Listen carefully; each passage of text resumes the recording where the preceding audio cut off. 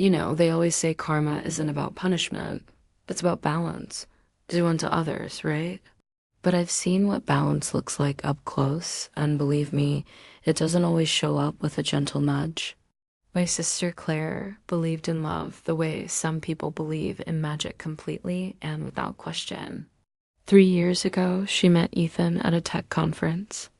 He was the whole package: charming, clever, the kind of guy who could make you feel like the only person in a crowded room.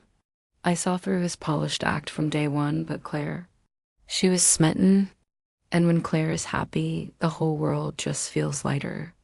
They moved in together pretty quickly. They shared everything: passwords, playlists, even their deepest dreams. It was a perfect modern fairy tale. Until the day she found out he was sharing more than just that. It was just a message, a photo, one of those gut-wrenching images that flash across your screen and burn themselves into your memory forever.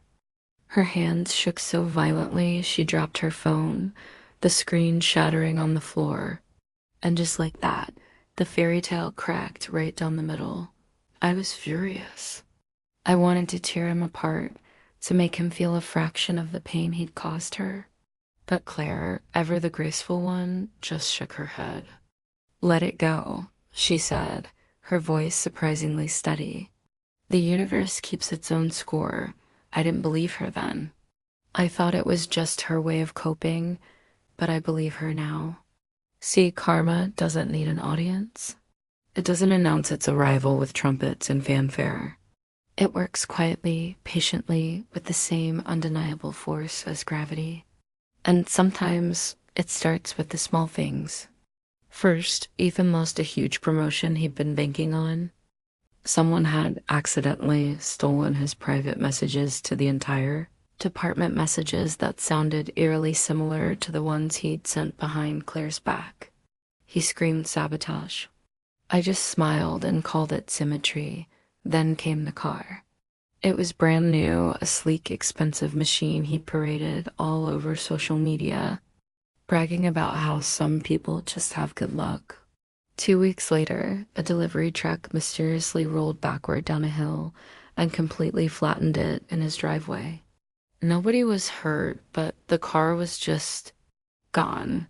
It was like the universe itself was saying, "Nope, not yours." He tried to move on, of course. He started dating again, always someone younger, prettier, and ultimately emptier, but every single relationship imploded. Every new job he landed would fall apart within months. Every grand plan he concocted just unraveled before it even started.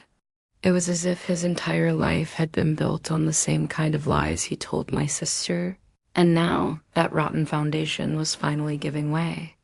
Through it all, Claire never gloated. She never said, "I told you so." She just carried on, building her new life. But sometimes when she heard his name, a quiet, peaceful smile would cross her face, the kind of smile that says, "I didn't have to lift a single finger." But then I started noticing strange little things. When we'd talk about him, the lights in the room would flicker. Her phone would buzz at exactly 3:33 in the morning. No message, no caller ID, just a silent notification. She'd brush it off, laughing. "Oh, that's just karma passing through," she'd say. But I saw something else in her eyes, a spark of power, maybe, or a deep, ancient understanding. The last time I saw Ethan, it was almost poetic. He was sitting alone at the very same cafe where he'd first met Claire, same table. But the man I saw wasn't the one I remembered. His hair was graying at the temples. His hands, once so steady, trembled as he lifted his coffee cup.